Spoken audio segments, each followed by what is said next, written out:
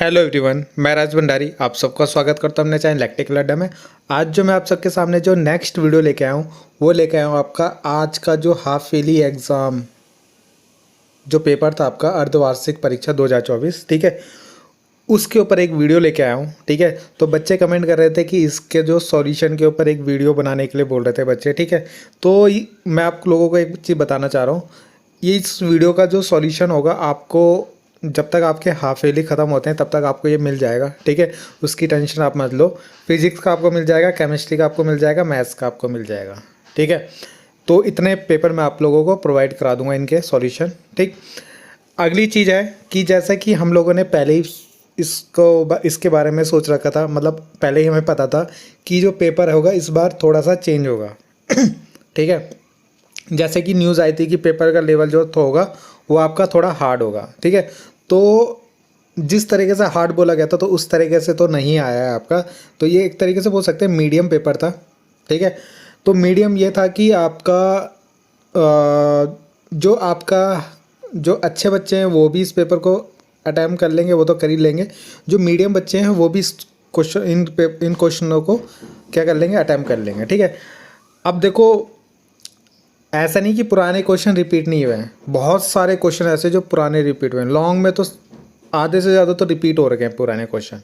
ठीक है, अगर किसी ने जो मैंने वीडियोस बनाई हैं पूरे 5 ईयर के क्वेश्चन जिन्होंने करे होंगे ना, ठीक है, तो उनको तो ये क्वेश्चन सारे ही, मतलब आधे से ज़्यादा क्वेश्चन अगर मैंने फर्स्ट बुक के कराए हैं अभी के बाद लाइट को छोड़ के। ठीक है, लाइट को छोड़ के, लाइट के केवल मैंने इंपॉर्टेंट बताए थे आपको, जो कल परसों वीडियो अपलोड करी थी जिसमें इंपॉर्टेंट टॉपिक बताए थे, उसमें लाइट के जो इंपॉर्टेंट टॉपिक बढ़ाए थे उससे भी क्वेश्चन आपके आए थे। ठीक है, तो जिसने फर्स्ट बुक के जितने भी मैंने प्रीवियस 5 ईयर के क्वेश्चन कराए होंगे ना, तो वो सारे के सारे वो क्वेश्चन इसके अटैम्प्ट कर सकता है।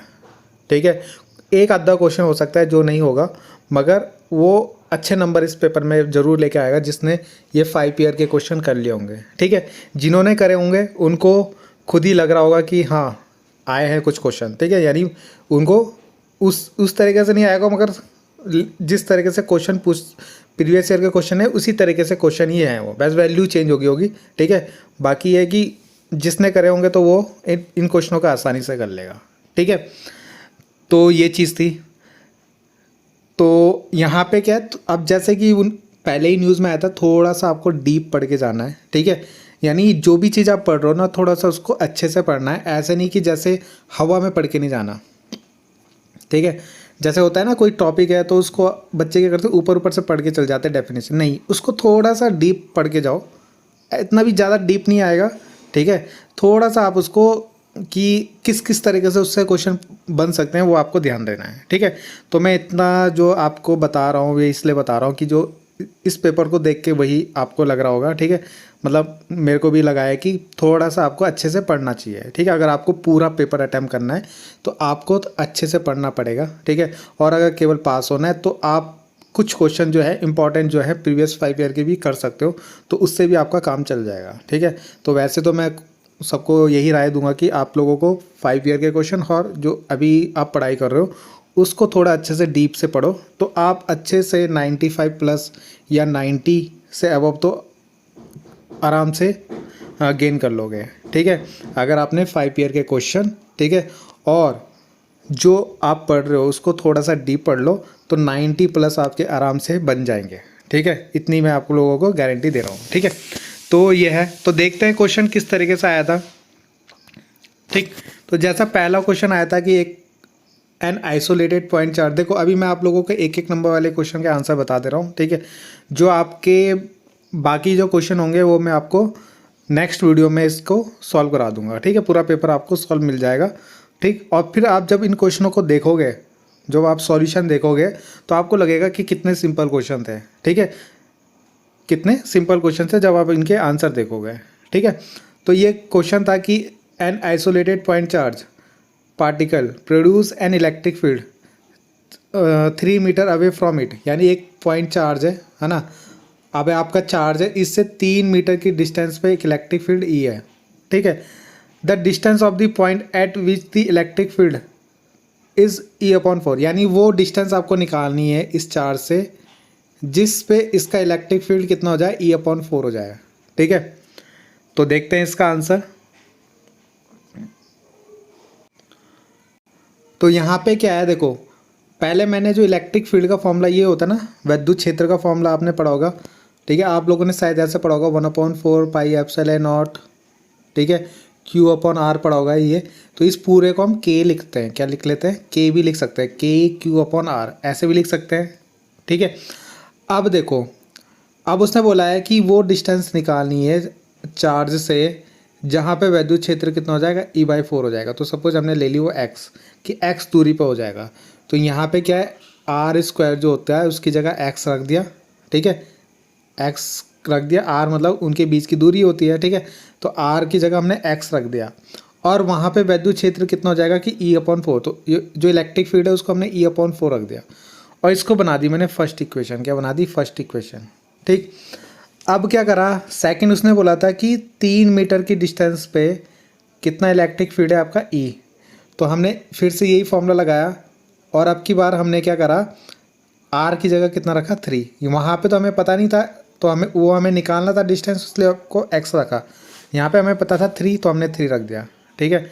तो अगर आप देखो दोनों इक्वेशंस को, ठीक है, ये जो E/4 है ना, E/4 में से 4 को हटा के 4 को यहाँ ले जा लेंगे, 4KQ/x², और यहाँ E=KQ/3 का स्क्वायर। ऐसे ही हमारी दोनों इक्वेशन।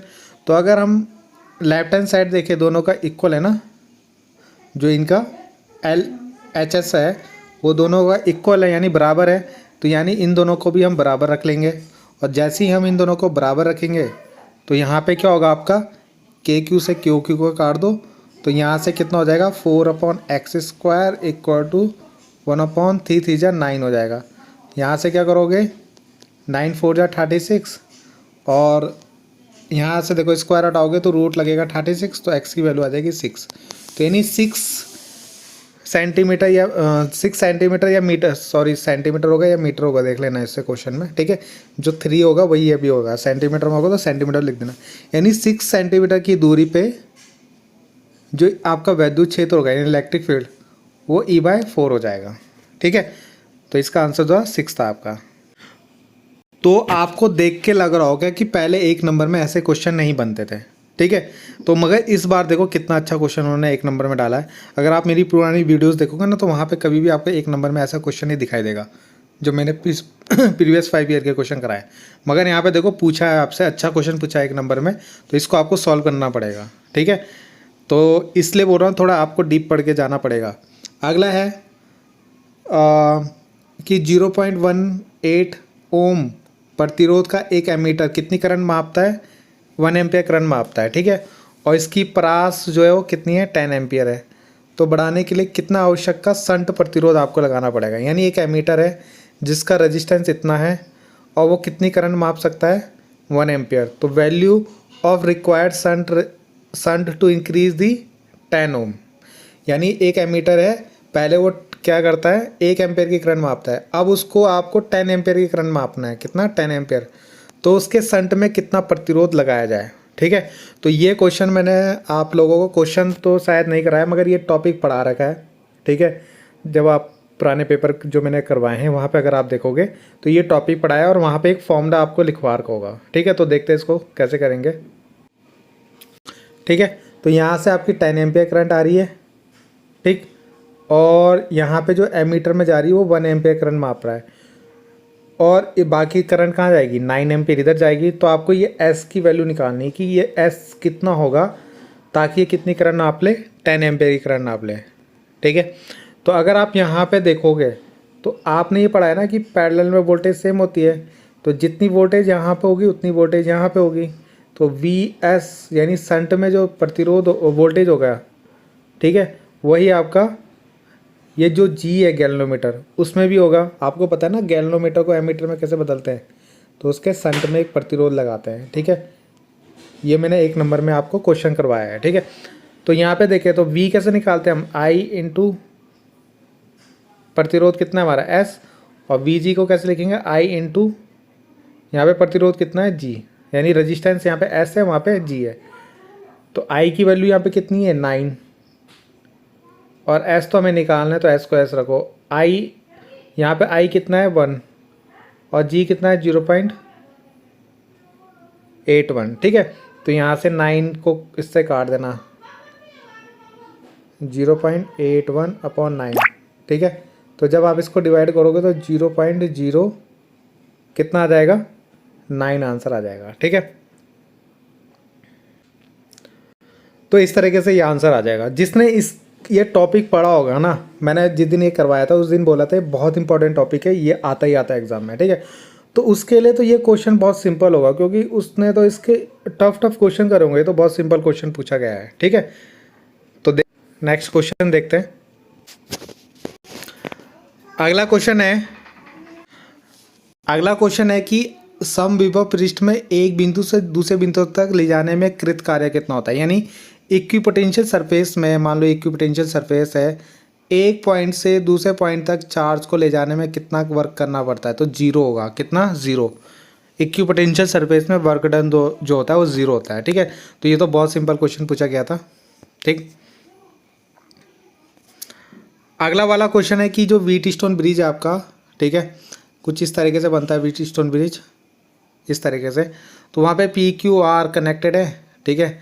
और जो S है ना, जैसे एक रजिस्टेंस यहाँ होता है, एक यहाँ क्या, तो यहाँ वाला जो S है ना उसके साथ दो कनेक्टेड है इस तरीके से, S1 और S2। तो आपको बताना है कि इनमें से कौन सा राइट आंसर होगा, ठीक है। तो एक चीज़ बता दूँ यहाँ पे ना, ये दोनों ऑप्शन गलत है, ठीक है। मतलब दोनों में से एक गलत है। तो अगर ये वाला होगा तो यहाँ पे आपका ये बन जाएगा P/Q R S1 + S2, ठीक है। और ब्रैकेट में S1 × S2, यानी एक में S1 S2 ऊपर आएगा, एक में S1 S2 नीचे आएगा, ठीक है। तो देखते हैं इसका आंसर। तो इस तरीके से आपको ये डायग्राम बनाना था, ठीक है। और यहाँ पे बोला था कि ये दोनों पैरेलल में इस तरह के जोड़ने थे आपको, ठीक है। उसके बाद आपको पता है व्हीटस्टोन ब्रिज में कैसे लिखते हैं हम लोग, P/Q और R/S ऐसे लिखते हैं, मगर S तो यहाँ पे दो हैं, तो पहले इनको सॉल्व करना पड़ेगा। तो आपको दिख रहा है दोनों पैरेलल में, यानी समांतर में। तो समांतर में कैसे जोड़ते हैं, S1 S2 को समांतर में कैसे जोड़ेंगे, आपने फॉर्मूला पढ़ा होगा क्या, 1/S = अगर मैं इन दोनों को जोड़ूंगा तो ऐसे जोड़ूंगा ना, 1/S1 + 1/S2, ऐसे तो जोड़ते हैं समांतर में, ठीक है। तो इनको जोड़ने का तरीका क्या होता है, ऐसे भी लिख सकते हैं इसको। देखो एक डायरेक्ट फॉर्मूला क्या होता है, अगर मैं डायरेक्ट बोलूँ वो तो एलसीएम लेने के बाद भी ऐसे ही बन जाएगा, जो दोनों हैं उन दोनों की मल्टीप्लाई कर दो और अपॉन में दोनों को प्लस कर दो। इस तरीके से हम डायरेक्ट जोड़ लेते हैं, ठीक है। क्या जोड़ लेते हैं, दोनों को पैरेलल में हमने जोड़ दिया। यहाँ पे ये जोड़ने का तरीका होता है, ठीक है। वरना आप वैसे भी कर सकते हो, उससे भी यही आएगा 1/S करके, ठीक है। तो यहाँ पे आपको क्या दिख रहा है, इन दोनों को जब मैंने जोड़ा तो इतना आया, ठीक है। S इक्विवेलेंट लिखा हो ना मैंने यहाँ पे। तो अब इन दोनों को जो जोड़ के आया उसको यहाँ पे रख दो। तो P/Q R और S इक्विवेलेंट में कितना आएगा, जो हमने यहाँ पे लिखा हो, तो क्या आ जाएगा S1 X2, और ये जो डिवाइड में है ना वो इसके साथ ऊपर चल जाएगा, S1 + S2। तो ये वाला ऑप्शन आपका गलत दे रखा था, ये कोई ऑप्शन नहीं था, मतलब चारों में से ऐसा कुछ नहीं था आपका। तो इसका राइट आंसर ये होना था आपका, ठीक है। तो ये राइट आंसर हो गया, ठीक है। आपको दिख रहा होगा कि एक नंबर वाले ऐसे नहीं है हलवा कि आपने बस टिक मारा हो गया, सॉल्व करके आपको निकालने पड़ेंगे ये, ठीक है सिंपल, मगर थोड़ा सा मेहनत करनी पड़ेगी एक नंबर को प्राप्त करने के लिए भी आपको, ठीक है। बाकी बोला कि एक एक्स है जिसकी आपेक्षिक चुंबकशीलता यानी परमेबिलिटी जो है उसकी रिलेटिव परमेबिलिटी 1 से, जो परमेबिलिटी है कोई एक्स है उसकी परमेबिलिटी 1 से कम है, कितनी, 1 से थोड़ी कम है। और एक वाई है जिसकी 1 से ज़्यादा है। तो एक्स वाला कौन है और वाई वाला कौन है, ठीक है। एक्स वाला कौन है और वाई वाला कौन है, इनमें से आपको ऑप्शन बताने हैं, ठीक है। तो यहाँ पे आपका क्या आंसर होगा कि जो μr होता है ना वो डायमैग्नेटिक के लिए 1 से ज़्यादा होता है, ठीक है, सॉरी 1 से कम होता है डाया के लिए, किसके लिए, डाया। और जो पैरा होता है उसके लिए थोड़ा सा ज़्यादा होता है, किसके लिए? पैरा के लिए। और जो फेरो होता है उसके लिए बहुत ज़्यादा होता है, किसके लिए? फेरो के लिए। ठीक है, तो यहाँ पे आपके दोनों आंसर थे, डाया और पैरा, जिसको हिंदी में क्या बोलते हैं? अनुचुंबकीय और प्रतिचुंबकीय। ठीक है, अनुचुंबकीय प्रतिचुंबकीय। तो इसमें से जो आपका ऑप्शन होगा ये वाला होगा, फोर्थ वाला, यानी एक्स जो होगा प्रतिचुंबकीय, वाई होगा अनुचुंबकीय। ठीक है, एक्स डाया और वाई पैरा। ठीक, तो देखो ये भी बहुत अच्छा क्वेश्चन पूछा गया है। ठीक है, अगला क्वेश्चन है कि इनमें से कौन सी रे जो होती है रडार सिस्टम में यूज़ होती है? तो माइक्रोवेव्स होती हैं, वो यूज़ होती हैं। ठीक है, तो जो भी कम्युनिकेशन सिस्टम उनमें ये माइक्रोवेव ही यूज़ होता है आपका, सूक्ष्म तरंग बोलते हैं जिसको। तो अगला क्वेश्चन ये तो सिंपल था आपका, 10th लेवल का ही है कि गाड़ियों में जो साइड में मिरर होता है उसको क्यों प्राथमिकता दी जाती है? क्योंकि वो उसका दृश्य क्षेत्र बहुत बड़ा होता है, यानी वो पीछे की बहुत ज़्यादा क्या कर सकता है? एरिया को कवर कर सकता है। ठीक है, तो ये इसका ऑप्शन हो जाएगा। तो ये जो इसका फील्ड ऑफ व्यू होता है वो लार्ज होता है। अगला है लेंज का नियम। तो ये तो मैंने आपका जो कल ऑब्जेक्टिव क्वेश्चन कराया था उसमें भी दिया था ये, तो कंजर्वेशन ऑफ एनर्जी। ठीक है, तो ये तो पिछले एग्ज़ाम का ही है क्वेश्चन। अगला यहाँ पे मैं ऑप्शन आपको बता देता हूँ। यहाँ पे क्या है, इस वाले में दोनों ही राइट है आपके। क्या है? दोनों ही राइट है, तो यानी इसका पहला वाला ऑप्शन सही होगा। ठीक है, दोनों ही राइट है, और जो आर रीज़न दिया है वो इसका करेक्ट आंसर भी है। ठीक है, तो ये क्वेश्चन वो कर लेगा जिसने ऑप्टिकल फाइबर पढ़ा होगा। मैंने ये चैप्टर के इंपॉर्टेंट तो नहीं करवाए हैं, ठीक है, मगर जो मैंने कल इंपॉर्टेंट बोला था ना, इंपॉर्टेंट क्वेश्चन की एक वीडियो बनाई थी, तो उसके अंदर मैंने बोला था इसको पढ़ के जरूर जाना, ये आएगा ही आएगा। तो यहाँ पे क्या होता है, अगर आपने डायग्राम बनाया होगा तो जो कोर होता है उसकी 1.7 होती है और क्लैडिंग जो होता है उसका 1.3 होता है। ठीक है, तो ये जो कम होता है और ये ज़्यादा होता है। ठीक है, तो यानी इसका रीज़न भी सही है और ये भी इसका सही है। ठीक है, दोनों ही ऑप्शन इसके सही थे आपके। तो जिसने डायग्राम पढ़ा होगा, मतलब इसको पढ़ा होगा तो डायग्राम भी बनाया होगा, तो उसने वो इजीली इस क्वेश्चन को कर लेगा। ठीक है, तो इसके दोनों ऑप्शन सही हैं। अगला क्वेश्चन है ये। ठीक है, तो इसके भी दोनों ही ऑप्शन सही है और रीज़न भी इसका सही है, यानी इसका भी पहला वाला जो ऑप्शन था वो सही होगा। ठीक है, जो ऊपर पहला में दे रखा ना, यानी दोनों ही सही हैं और जो आर है वो ए का सही आंसर है। ठीक है, तो ये भी इसका पहला दोनों ऑप्शन सही है। तो ये जो एसर्शन रीजन के क्वेश्चन है पिछली बार से आ रहे हैं फाइनल पेपर से। ठीक है, उससे पहले नहीं आते थे। तो देखो ये आपके नए तरह के क्वेश्चन आपको दिख रहे होंगे। ठीक है, क्वांटाइजेशन का formula Q equal to N E है ना, प्लस माइनस लगाते हैं इसके अंदर आगे एन ई। ठीक है, रूट मीन स्क्वायर, इसका तो मैंने परसों भी आपका जब 1 नंबर वाले क्वेश्चन करवाए थे तो उसके अंदर भी दिया था ये I0/√2। ठीक है, अगला है what is the value of average power of the circuit when wattless current is flow. तो एवरेज पावर 0 होती है, यानी जब भी वाटलेस करंट का मतलब है पावर 0। ठीक है,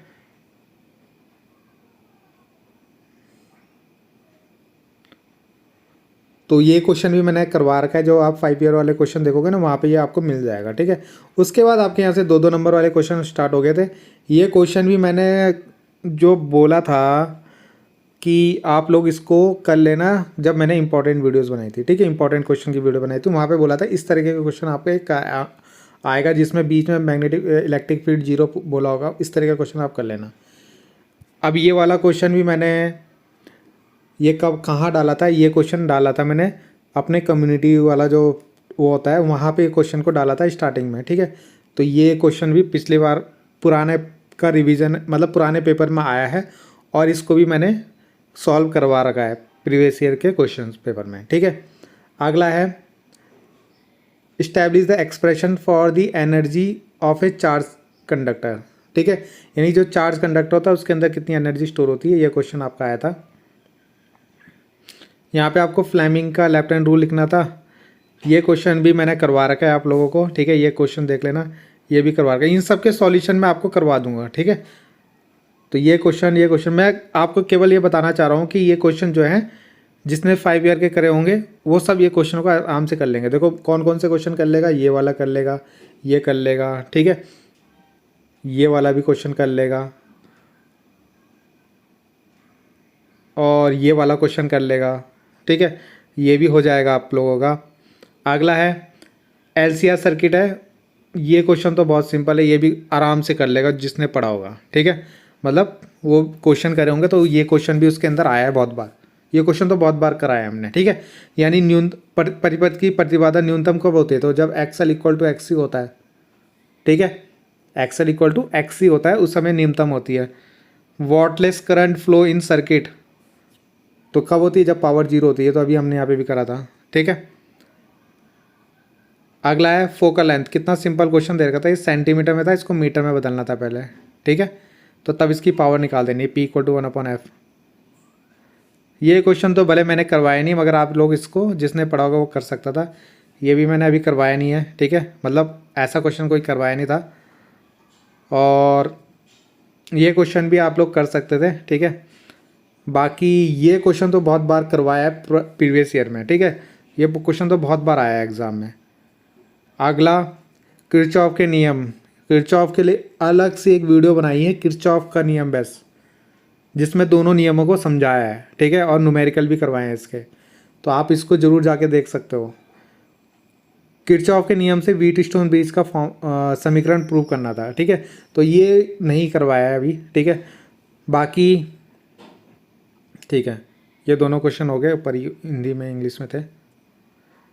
ये क्वेश्चन भी आपका करवा रखा है, ठीक है, बहुत सिंपल सा क्वेश्चन होता है ये, जो दो पैरेलल तार होती है, जब सेम करंट, जब दोनों में सेम डायरेक्शन में करंट होती है और एक में अपोजिट डायरेक्शन में होती है, ठीक है।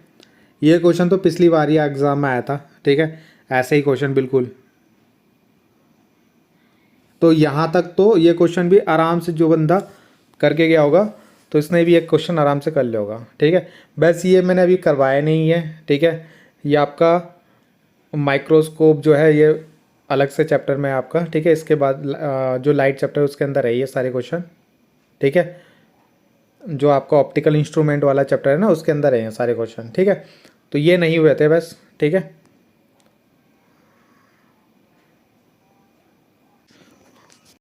और ये देखो नया पैटर्न जो है आपका केस स्टडी भी आई है आपके पास, ठीक है, तो इस ये क्वेश्चन अब देखो, केस स्टडी से बच्चे क्या होता है, डर जाते हैं कि केस स्टडी क्या है। इसके अंदर अगर आपने चैप्टर सही पढ़ा है तो इनके आंसर आप खुद दे दोगे, वही मतलब पूछा जाता है आपसे जो मतलब चैप्टर में आपने पढ़ा होगा, ठीक है। तो ये आपकी केस स्टडी आ जाएगी आपका, ठीक है, ये अभी करवाया नहीं है, ठीक। तो इतने क्वेश्चन थे आपके। एक एक क्वेश्चन आपका ये भी आपका लाइट चैप्टर से था। ये वाली डेरिवेशन तो कितनी बार कर रखी है, ठीक है, तो ये क्वेश्चन ये हो गया। फैराडे लॉ कितना सिंपल आ रखा है, कितनी बार करवा दिया है, ठीक है। अगला स्वप्रेरण अन्योन्य प्रेरण, ये आपको इंपॉर्टेंट जो वीडियो बनाई थी उसके अंदर दिया था ये करने के लिए।